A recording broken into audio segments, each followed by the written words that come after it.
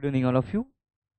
Yes, we're just dealing with the history of English literature, and in the segment history of English literature, so far we had discussing, or let's say we have discussed Anglo-Saxons, then Anglo-Norman literature. Yesterday we have seen that how the poetry uh, between the Anglo-Norman period has flourished, and how it got the different literary values due to these some historical events or some historical writings which were available in manuscripts nowadays also, and how this poetry had given a kind of way to the flourish of upcoming poetry. Okay, in that case, as if we see that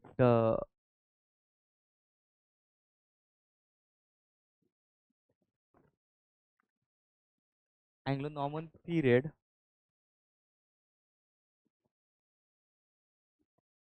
the poetry of Anglo-Norman period, it was associated with the different brutes written at the time. Again, different romances which were associated with uh, some writers like Maître de France or the Maître de Breton and some things.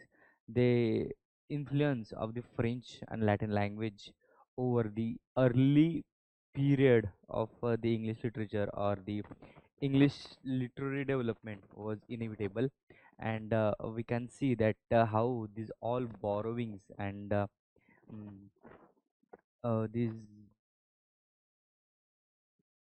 borrowings as well as these associations of ideas took place at that time. Okay, as we just move forward and see, we come to know that as literature is one of the aspect of the period, and it makes the different major differences in the society. We see that there were several poems which had played an important role in the development of Anglo-Norman poetry.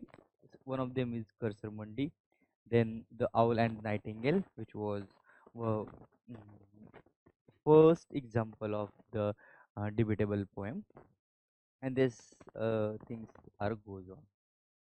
So we have seen that how these brutes, which were kind of historical narrative poems, had also played the important role, like Layman's Brute. Then we have this Bruce Brut and several others. So these are several things which were considered as the key part of Anglo-Norman literature. So hope you will just go through it and have a look into it. As the early part of the literature, we must have an idea about this one, and we must have to go through it. Okay, as I told you yesterday also, and the day before yesterday also, that there are two important works, we can call them as an historical works, which are important in the literary development of the period. Okay, so in that case, we have first one, this Historia Britannia, and then Ecclesiastical History of Britain, uh, Saint Bede and is Cadmion are the two important names associated with this literature. And then these people has taken the inspiration from these writings works, and they had started writing literature specifically in the uh, what we can call it as an Anglo-Norman period. So this is about the poetry. As if we know that is there is no any other genres over there. The next important aspect of this period, that is the prose of the age. Okay, prose. Yeah. So um, several things associate with the prose of the age. Old English prose texts, specifically. Old English prose texts were copied from more than a century after the Norman conquest. The homilies of Elfric were especially popular, and King Alfred translation of these Boethus and Augustine survive only in 12th century manuscripts. So, in that case, you must have an idea about this one, these homilies of Elfric, then King Alfred's translation of Boethus and Augustine. These are 2 to 3 books which survived only in 12th century manuscripts. So several other writings over there, but we can't have evidence of it. But these 2 to 3 were survived, and they had played an important role as a manuscript. Okay, as a manuscript over there. In the early 13th century, an anonymous worker at Worcester supplied glosses to certain words in a number of Old English manuscripts, which demonstrates that by this time the older language was beginning to pose difficulties for readers. So we can find that is, even though there is a kind of uh, manuscripts over there, but it's not simple task or it's become a very ridiculous to what we can say, decode it into the day-to-day language. And that's why um, the readers who try to read it, they feel difficulty. So this thing, so the language was beginning to pose difficulties for readers. Why? Only because of the difficulty of language, or let's say um, language was became a barrier over there. Okay, so these three important pros we must have an idea about them: homilies of Elfric, King Alfred's translation of Boethus and Augustine, and then several 12th century manuscripts. Okay, next one, this one, the composition of English prose. Okay, see the words. Huh? The composition of English prose also continued. Okay, continued without interruption. So, on the one hand, we have this poetry, some historical events, as well as this prose was written over there. Two manuscripts of the Anglo-Saxon Chronicle exhibit very strong prose for very after. Sorry, very after the conquest, and one of these, this Peterborough Chronicle, continued to 1154.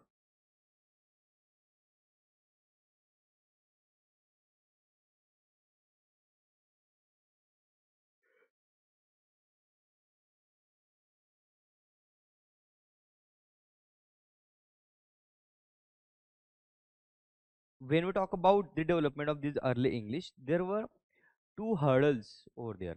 Okay, most of this manuscript, they were written in old English language, but along with old English language, in church at that time we can find the supremacy of Latin and French language, and that's why these vernacular readers, they don't find a way to understand this language, and that's why their source of knowledge is very limited. So in that case, we can find that is several manuscripts, or there two manuscripts of the Anglo-Saxon Chronicles exhibit very strong prose for years after the conquest, and one of these at this Peterborough Chronicle continue to 1154. Again, this stuff. Okay, but this one, these insular dialects of French being used increasingly in the monasteries, and then Latin, a language in is intelligible to speakers of both English and French. So it was inevitable then that the production of English prose should decline in quantity, if not in quality. So the same thing I have told you, that, sorry, these writers, of the period, they try their best, but they can't reach to the common readers or those who must have get this one. But finally, we find that is the great prose works of this period were composed mainly for those who could read only English, women specifically. Okay. In the West Midland, the Old English alliterative prose tradition remained very much alive into the 13th century when the several texts known collectively as the Catherine group were written. Now, this Catherine group, a group of ladies who just gathered and read the different books. So one of them is the Catherine, and on her name they have this group's name, that is Catherine's group of readers, and she was specifically the wife of the Duke of Aberdeenshire over there. So she has some political connections, and she had that what we can call a place in this society, so that's why she able to gathered people. But again, here also we can find it was in West Midland, the Old English language. Okay, we know that is it's again a kind of dialects. Okay, Saint Catherine, Saint Margaret, and Saint Juliana found together in the single manuscripts have these rhythms strongly reminiscent of those of Elfric and Woolston. So, to a lesser extent, to Halley method, that is holy maidenhood, and see this one, Halley method, that is holy maidenhood. See, again, this is associated with the Christianity, and we can find that is uh, these writers, they can't decline the influence of the Christian values, Christian thoughts over there, and the same thing, the literature of the period is started flourishing, but under what we can say, under the cassock of the religion only. Okay, so these are some books, but never influences can be seen those works as well. So you must just have an idea about this work. They don't have that much literary merit, so these all are considered as an neglected prose. Okay, then we can further remove from this old English prose tradition, though often associated with this Catherine group. It's a Anacreon Beast, that is a guide for anacrosis, also known as the Anacreon Rule, a rule of anacrosis. Okay, and manual for this guidance of women recluses outside the regular orders. A manual for the guidance of women recluses outside the regular orders.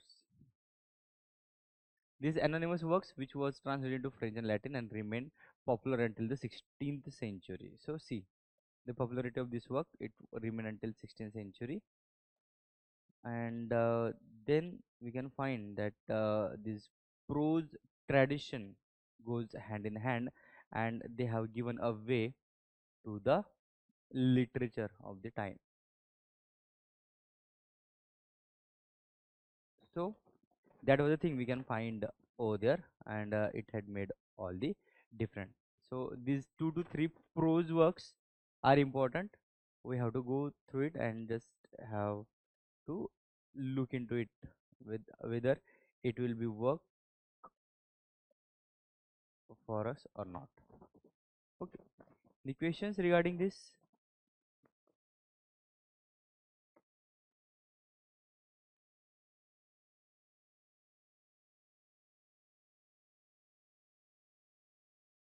Any questions regarding this?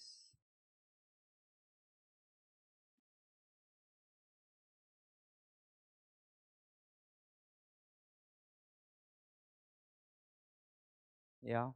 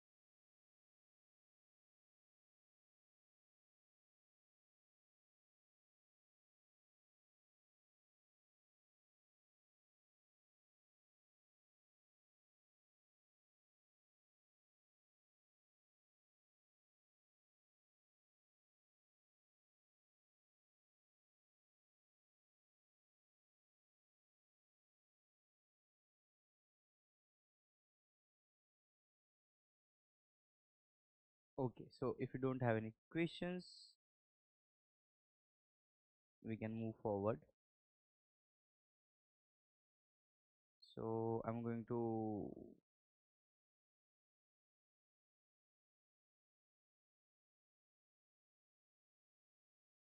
reveal one person's which we all have an idea about him, and we know that is he is the one who is considered as the father of English literature also. Okay, so Geoffrey Chaucer. Any idea about Geoffrey Chaucer? Anything else? Before starting Geoffrey Chaucer, would you like to tell me something about him?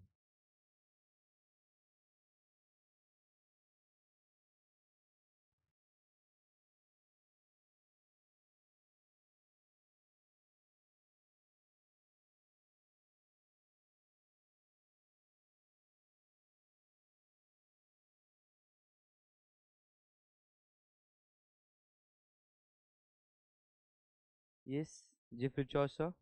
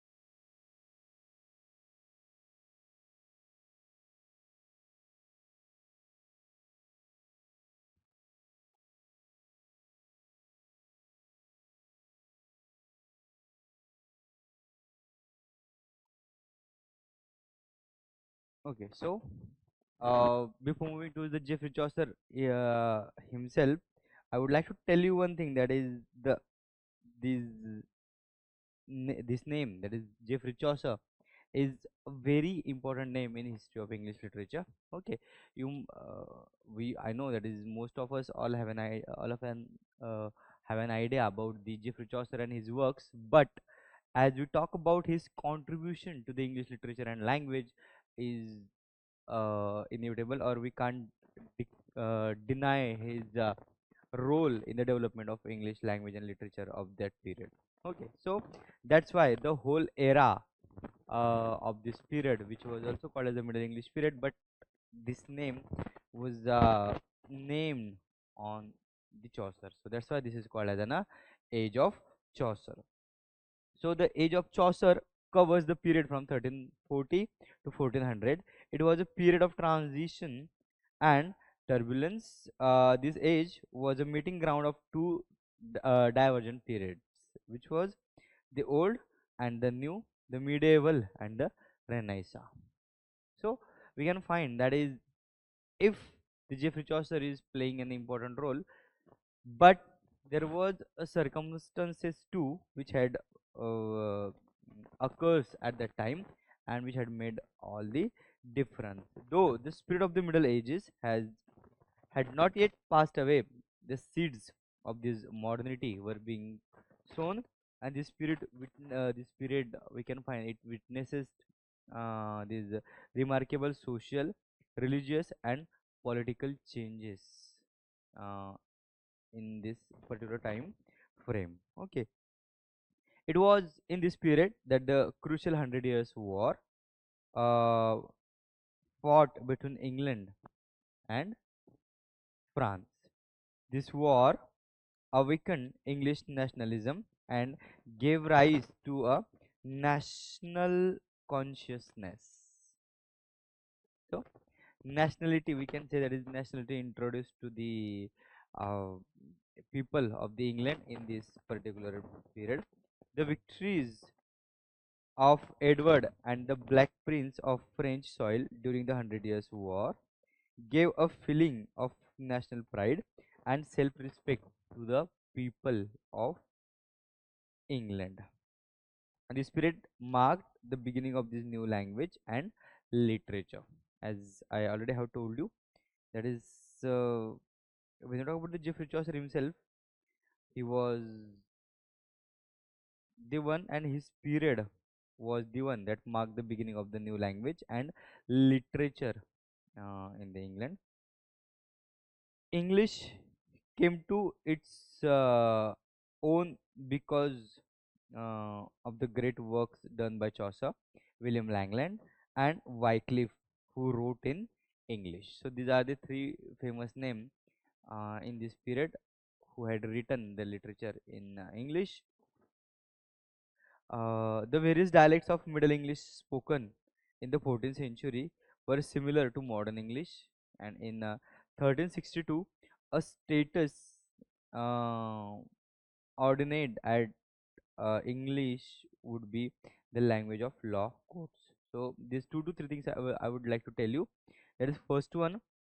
When you talk about the Englishness of English language itself, it was very neglected till 1362. Okay, till 1632, we find that uh, French language was the language of court, but English replaced it in 1362 at the language of court.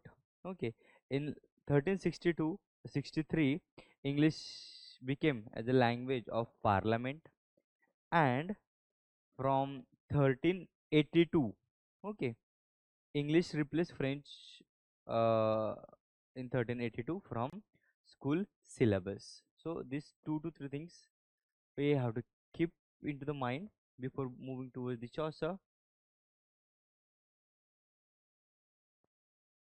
The role of English.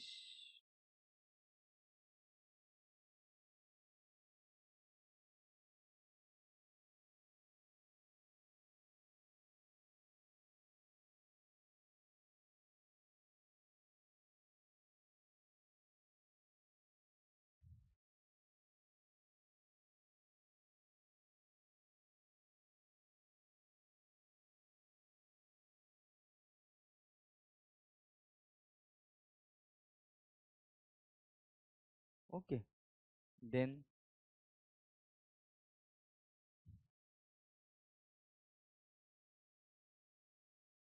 English as a language of, first of all, language of court.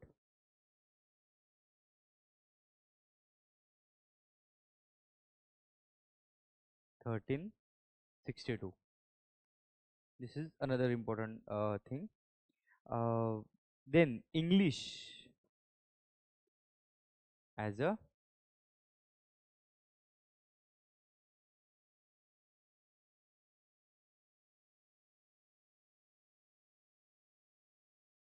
language of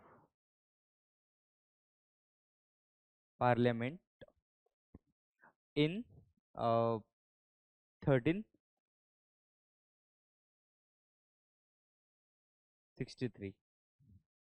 So 1362, 1363, and 1382. These are the 3 years where we must have to keep this point into the mind that English had replaced French language, first of all in the court, second in parliament, and third in school syllabus. So even though uh, there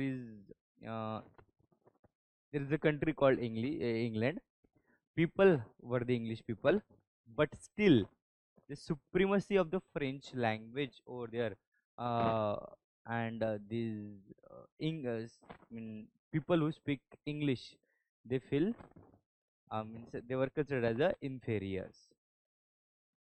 But eventually, the things has changed, uh, and English replaced as a as an official language. Okay, so this all things considered, or these all things we can call it's took place in the age of Chaucer. Okay, तर पहिल्यांदा before battle of Hastings, that's a Norman conquest, that was the Anglo-Saxon period. Then till 13th century, that was let's say from 1150 to 12 1250, or let's say 1300, we can call it as an Anglo-Norman period. But from 13 uh, 13th century, that is 1300 to 1450, or let's say 1465, until the uh, mm, Queen Elizabeth come into the picture. Okay, that was called as an Middle English period. Okay, or we can call it as an age of Chaucer, but roughly it was considered total 14th century, from 1300 to 1400. Okay, actually this is very common thing, but uh, I would like to tell you for your reference only. So these two to three things are very important. In that case, several historical things which we must have to keep in our mind before moving towards the literature which has took place in this period. So this age of Chaucer, we have several um, natural calamities also took place. So in 1348, there was a Black Death come to the society, and almost 30% of the population got killed. Okay, so unlike we have an idea that is Corona was considered as a national disaster, we can say international disaster at that time.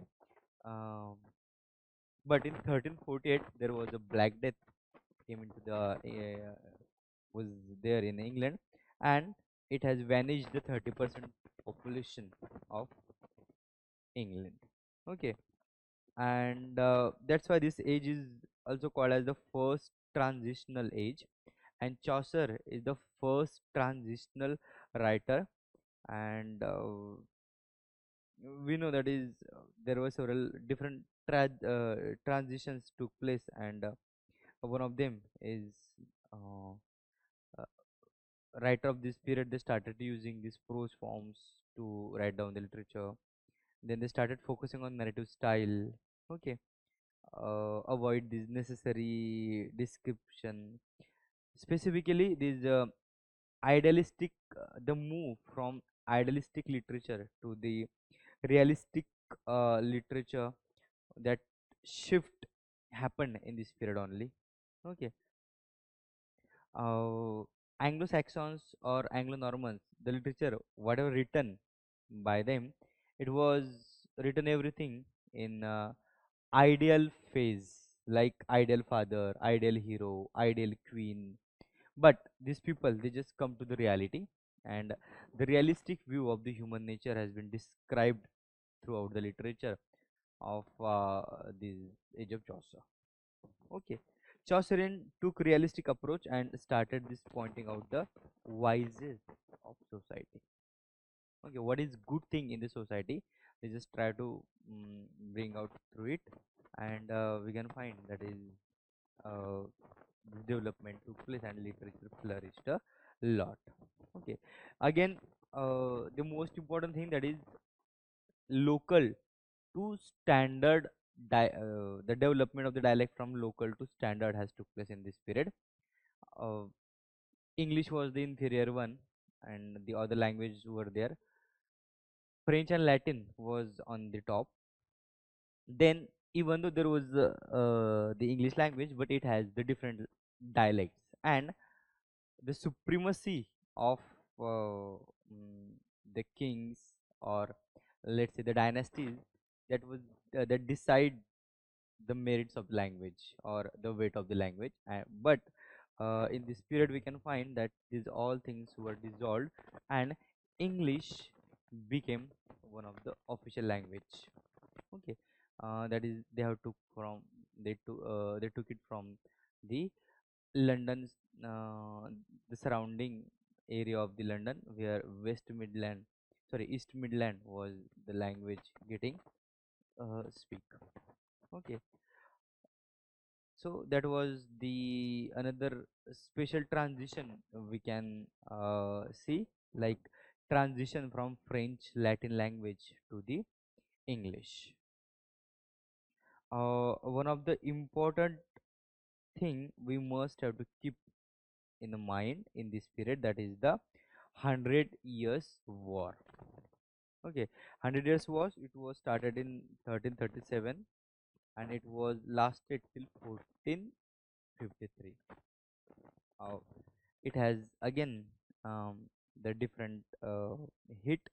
England win three times in this war. This is nothing but this dynastic struggle for the French throne, and that was the main um, cause of the war. But we can find that is neither England succeeded or not the French, but it has given a bold history, or let's say a kind of devastating kind of situations over there. Mm, but at the end we can find that the separation of the French and the English was the last result of this 100 years war. Okay.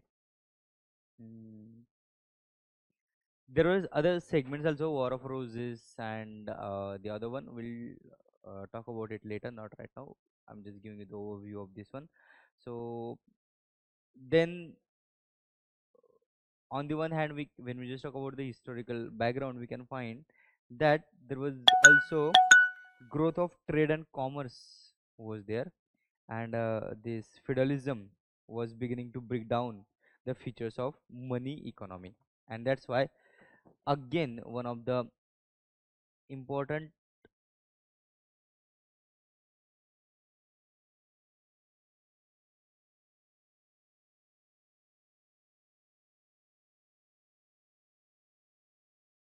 important aspect of this age is, that is emergence of the middle class.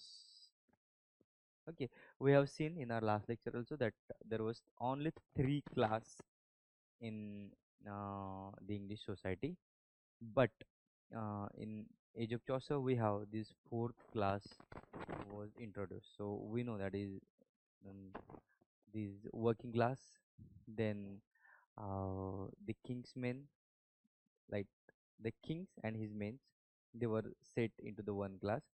Then the working class was the second one, and we know the supreme over to these all things, these were the clergies. Clergies, or the, let's say, pope, or the father, and those who associate with the religious institutions, they were on the top.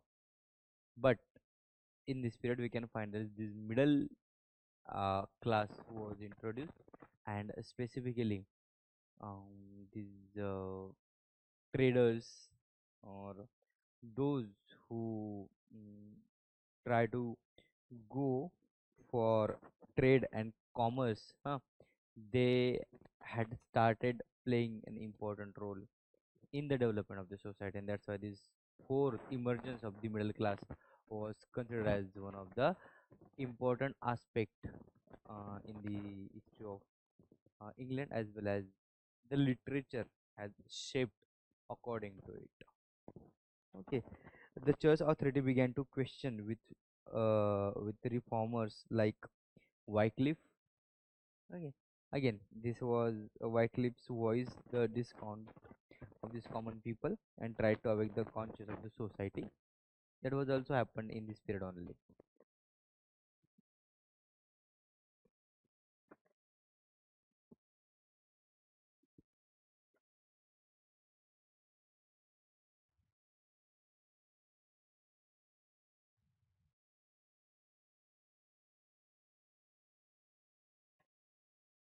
Okay, so that is a big background. Whatever else we have, I'll take it through it to you. We just have a look on this one. That is basic details of Geoffrey Chaucer.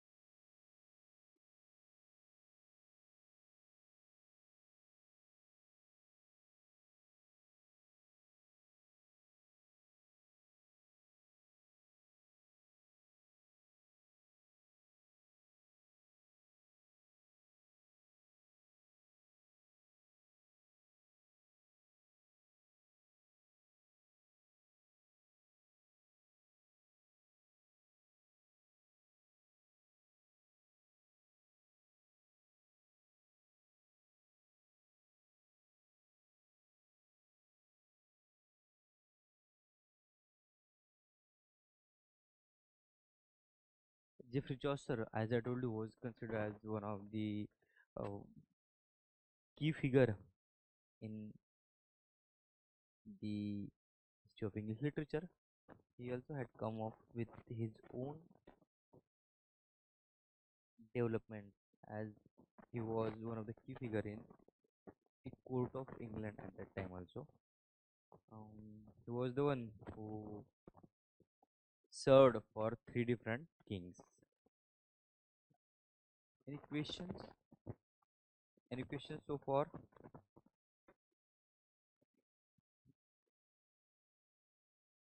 Anything which you want to ask?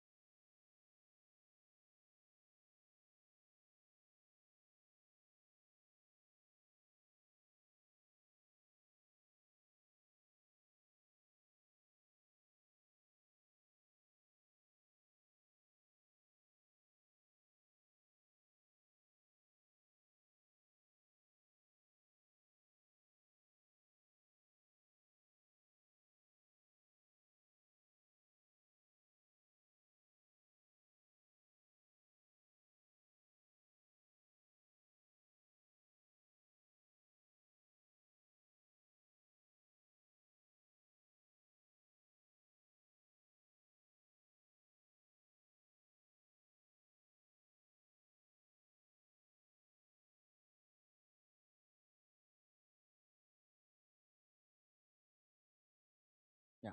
So the key points about the Geoffrey Chaucer. Geoffrey Chaucer, his father seems to have been pretty well off. He sold wine to bars and taverns. So he was the son of one of the merchant who earning a good amount. Uh, we can find his father inherited 24 shops in London from his uncle. The plague struck England when Chaucer was about 5 years old, as I told you. In 1343, when he was 14 years old, became a page in the house of the Countess of Ulster. So he also had some political connections with the help of his father. Yeah, see these two to three things.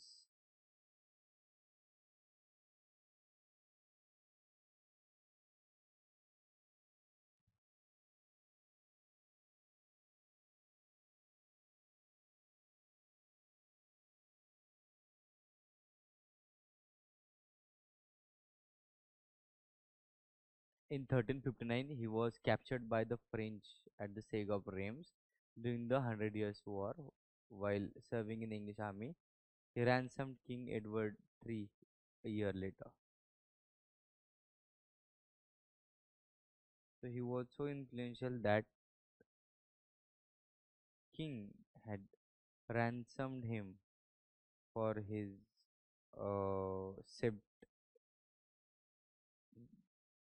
safe delivery. Okay. As a royal messenger, Chaucer was frequently sent to the continent on secret businesses for the king. He became acquainted with the works of the great Italian authors like Boccaccio, Dante, and Petrarch. And yes, this was the thing we can find that uh, he had. He was the one from the England who got these all things very easily. Okay, only because of his. Um, we can't say that because of his father's wealth and because of his father's political connection, he just got the entry. But he was very genius person that he makes all the differences, and we can find that he made his place very strong over there. Okay, and then he became one of the key figure in the court of the um, these King Edward III.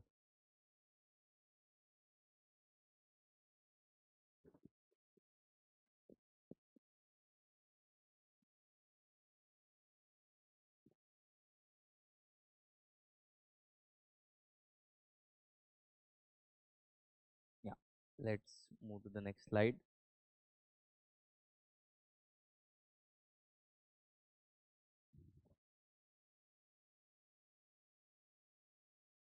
He also played some other roles. These are the roles he had played throughout his career.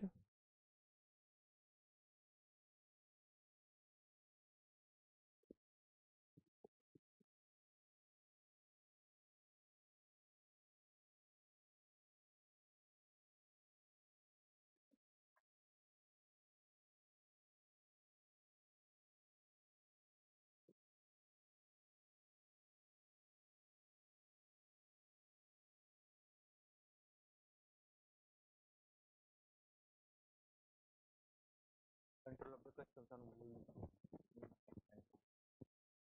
and he was would meet many types of businessmen, sailors, travelers, city folk, and common laborers, and he also worked as a clerk of the king's work.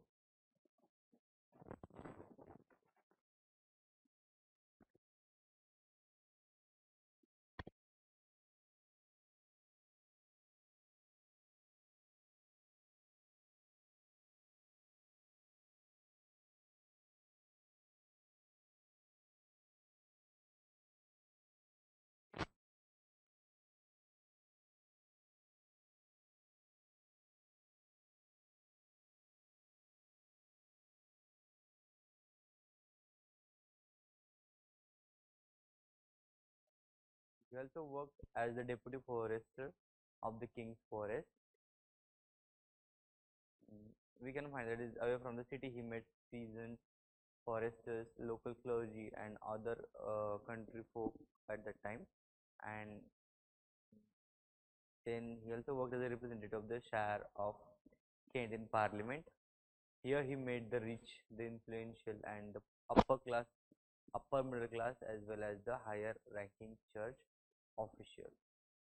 So, as we know, that is he's famous for his Canterbury Tales. But in Canterbury Tales, we have seen that he described too much character, and the secret of this his describing power we can find that his vast connection with the society. Okay,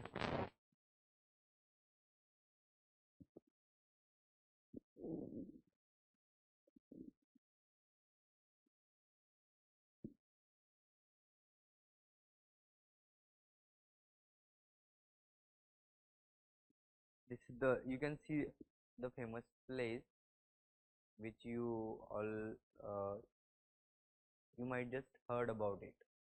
That is Westminster Abbey, where Chaucer was one of the first writer to be buried in the Poets' Corner in Westminster Abbey in 1400.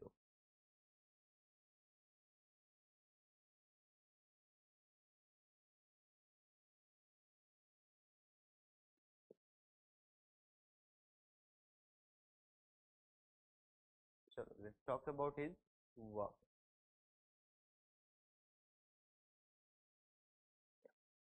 I have something for you in front of. Just have a look on it, and then we'll discuss.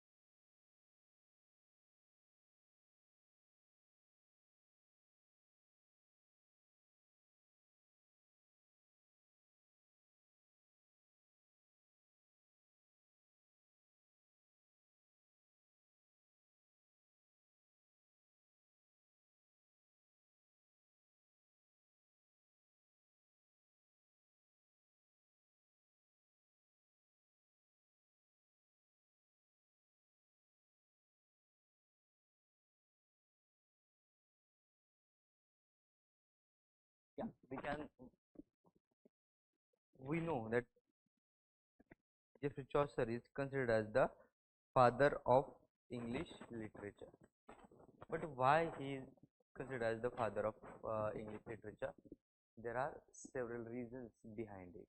Okay, प्रत्येक व्यक्तीला काही उगाच कुठलं tag नाही मिळत. तसं काम त्या लोकांनी केलेलं असते किंवा we can find how these such people had played a role. The same thing we can find here, that is considered the father of English literature because before Chaucer, English was not fashionable. As I told you, before Chaucer, there was this two language, French and Latin was the fashionable, and these two language were considered as the language of supremacy. But he is the one who had given a name, fame, and everything to the English language. That is the first reason. He wrote in the vernacular or everyday language. Again, another important aspect. If you feel that your literature must be reached to the commoners or must read by the common people, you have to write it down in their own language. Let's say the common language or in the common people's language. And the same thing he has done. He used his vernacular or everyday language for his literature, and that played an very important role in the development of his literature as well as in the popularity or getting his name and fame. Okay, then since most literature and science was still written in Latin, Chaucer wrote his stories in Middle English, now modern English. Middle English means that is the language which was used by um, the people who live in London and around the London, and he, that is Geoffrey Chaucer, used that particular language to write down his own literature, and that played an very important inning, and we can find that uh, literature became popular. The popularity of Chaucer's works written in the London dialect of the Middle English gave rise to his dialect and made all impact, as I told you. See, these are some examples of it.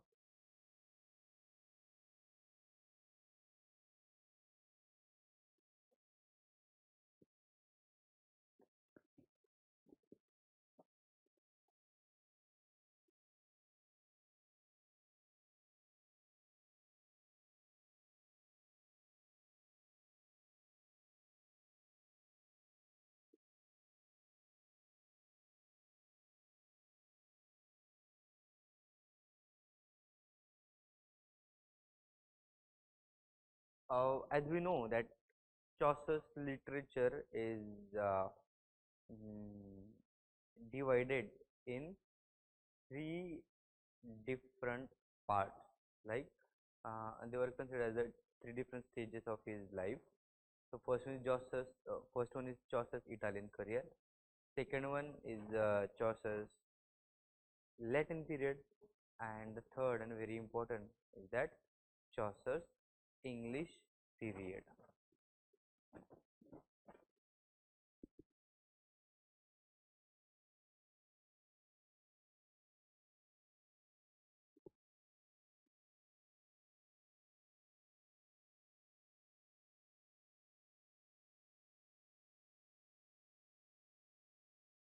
So we can call it that is the first that French or French period or the Italian period, and then the third English period. They just come up with the different forms and different connections. But yes, as I would like to tell you that Geoffrey Chaucer was, even though he was considered as the father of English poetry, and the greatest narrative of the England was Geoffrey Chaucer. we can find that is with his emergence, a new era of English poetry started. Okay, and before moving towards his works, we have to go on through this thing that is Geoffrey Chaucer was born about 1343 in the Winifred the Wine Merchant Street. At a young age, Chaucer served as a paid attendant to Elizabeth, the Countess of Ulster and wife of the Lionel, and Edward III's son. So Chaucer primarily obtained his education at the court and learned French and Latin there. So his study was uh, mm, happened in since he has taken this formal education in French and Latin language. So his basics was mm, very much blown up. At the age of 19, he accompanied the Lionel, the Duke of Clarence, on this military this campaign to France, and where he was taken prisoner, as I told you. Chaucer's value in the royal family can be ascertained from the fact that the English king Edward III paid a ransom for his release. Okay, and after his release, Chaucer was transferred to the king's own service and promoted to the rank of esquire. So Edward III later sent him to the diplomatic mission to France, Genoa, and Florence, and he traveled exposed him to the work of authors such as I told you, Dante, Boccaccio, and Proust. Okay, and Petrarch also was one of the influential one for the writings of Geoffrey Chaucer.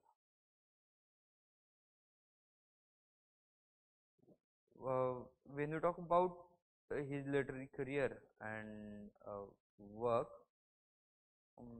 it was also had some political connection to start with. Okay, around 1366, Chaucer married this Philippa de Roet. Uh, she was the daughter of Flemish Sir Giles de Roet, and Philippa received an annuity from this Queen Consort of the Edward III. Her sister Catherine was for many years the mistress and late the third wife of John of Gaunt. So he has these literary connections. Another son of Edward III and the powerful patron. Though these connections, Chaucer became the John of Gaunt's kinsman, and he enjoyed this John of Gaunt's patronage throughout his life. When he was granted a royal annuity for a life of 20 pounds at that time. So these connections played an very important role, and that's why we can see that he was the one who had uh, written some important works, and he just got the exposure. And the starting of his literary career was also had such connections. Like in 1369, Chaucer was asked by John of Gaunt to compose a memorial poem written in English to be recited at the mass of his deceased wife Blanche, that is Duchess of Lancaster. The result was Chaucer's first work, the Book of the Duchess, that is in front of us. So as I told you, that is even though he became very famous writers, there was a condition which had played a very important role in the development of Geoffrey Chaucer's career. So, if John of Gaunt didn't ask him to write down poetry, he might not be introduced to the realm of literature. But yes, it's happened, and it has given a kind of kickstart to his career, and that's why this first work, that is the Book of Duchess, has been written. During 1370s, Chaucer went to these several journeys abroad on diplomatic and commercial missions, and there he visited France and northern Italy as a member of embassy to the Bernabeu Visconti, the ruler of Milan. And then we can find that after his return from Italy, he wrote this, the Parliament of the Legend of Good Women and the Troilus and Cressida, the first of his works to be widely admired. So, as we see, that is work which were admired and specifically written by Chaucer, but admired throughoutly. There we can find the depiction of his genius, as well as whenever uh, he went on some diplomatic missions, he not worked as a diplomat, but with the open eye, he just saw the all things, captured it, and then write down it. That's why the first one when we talk about this Duchess of Blanche. But after this Parliament of Fools, then the Legend of Good Women, and the Troilus and Cressida, these are the works which had given him a name and fame, and that's why we can find that his works were getting admired widely.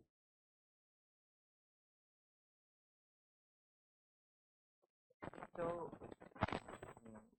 that is the thing. As I told you, he also the member of he held a number of royal posts throughout his life, and that was also one luxurious thing for him.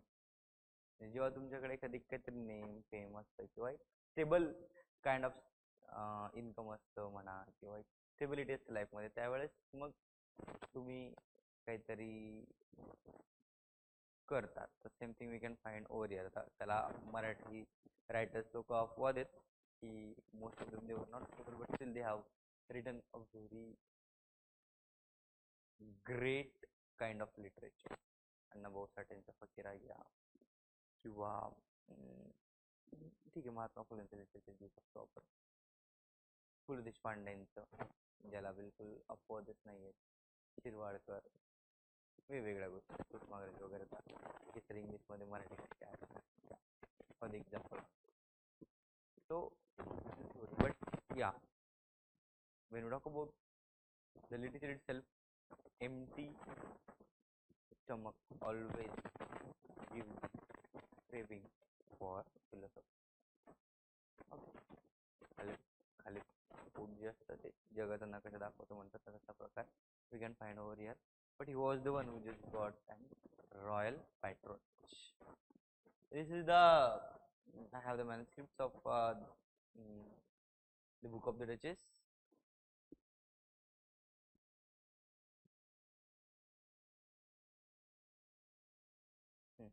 So what we have in it, this is the common thing. Everybody tells not yet.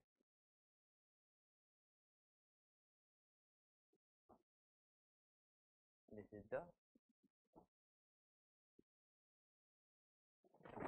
first book. Jeffrey Joseph's first book, that is Book of the Duchess.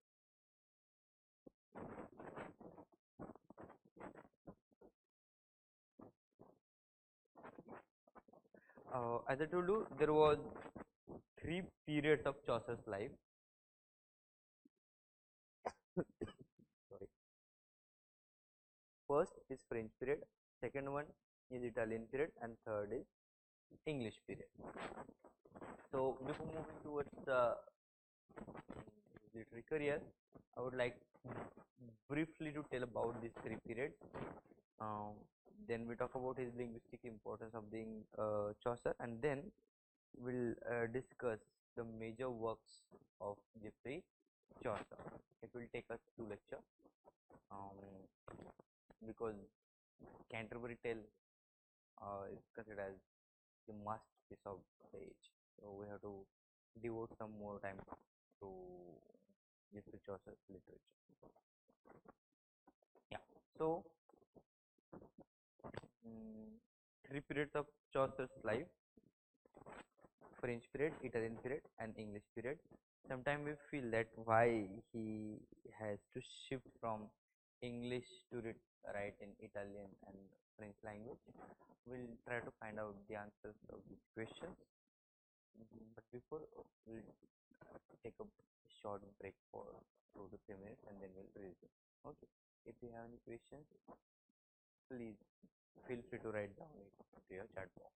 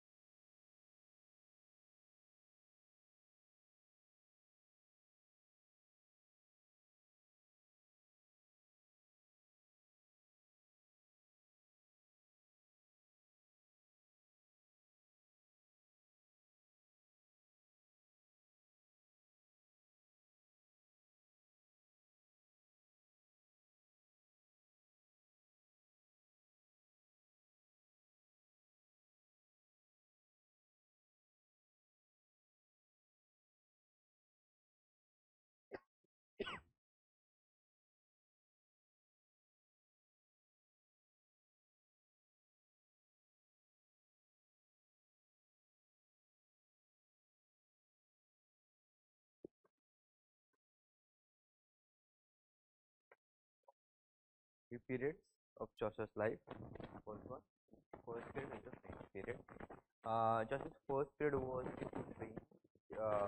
In that it includes his early works, which is based largely on French models, especially this Roman de la Rose and the these poems of women mentioned. Then uh, Chaucer's chief work during this time was the Book of the System, as I told you, and the allegorical elegy written in 1369 on the death of Blanche, wife of the John of Gaunt, and the partial translation of the Roman de la Rose. Okay, what is this? We'll talk about it when we talk about the major works of the Geoffrey Chaucer. Okay, in second period, it's specifically the Italian period. This was the Chaucer's period of Italian influence. During this time, uh, his works were modeled primarily on Dante and Boccaccio. Major works of the second period include the House of Fame, then recounting the adventures of Aeneas um, after the fall of Troy, the Parliament of Fools, then which talks about this meeting of fools at Saint Valentine's Day, and a prose translation of this poets, the Consultation Philosophia. So these are works which were associated with the Italian period. So yeah, this was the mm, thing. This was the period where Geoffrey Chaucer written everything in Italian language. Why he started writing in Italian? Because Chaucer's wife, there is Philippa Roet, was the sister of John of Gaunt, third wife, Duchess Blanche. Okay. Mm. So Chaucer formed a diplomatic connection. He went to Italy on diplomatic tour, and there he read this Italian writer, and then he feels that yeah, these writers must be introduced to the English ones, and that's why he just started writing in Italian one. So he inspired by the Italian writer like Dante, Petrarch, and Boccaccio, and we can find that the influence of these writers on Chaucer's Canterbury Tales are based on the Boccaccio's Decameron. Then it also has this four IMP books in this period, that is the told Troilus and Cressida, then House of Fame, Legend of Good Omens, and Parliament of the Fools. And then comes his third and very important period, that is the English period. So Chaucer's third period was a period of, let's say, mature strength and originality, in which he pursued his bent of his own genius. During this period, he wrote The Legend of Good Women, the series of biographies of famous women from myth and history, and this Chaucer's masterpiece of the 17,000 lines Canterbury Tales. It was mostly written after 1387, also belongs to this period, that is the English period.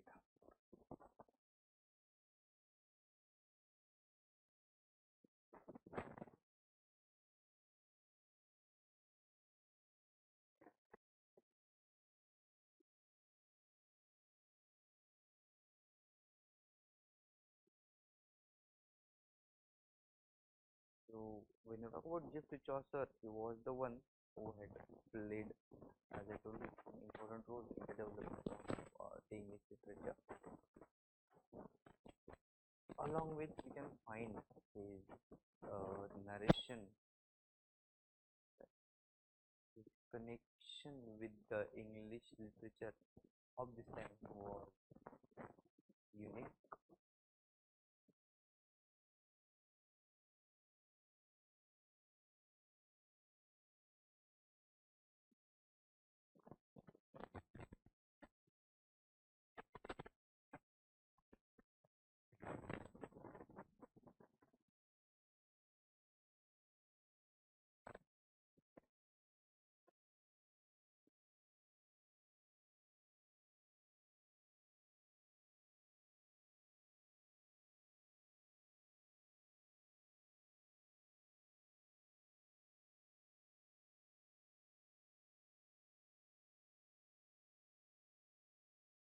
Of that one PPT which will give you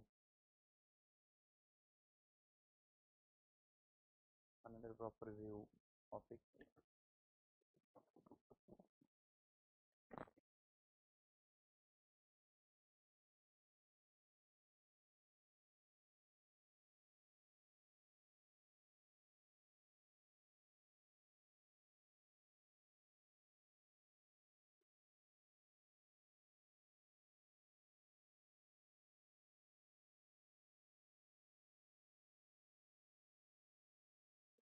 So that you can have a look on this one. It will help you with some words.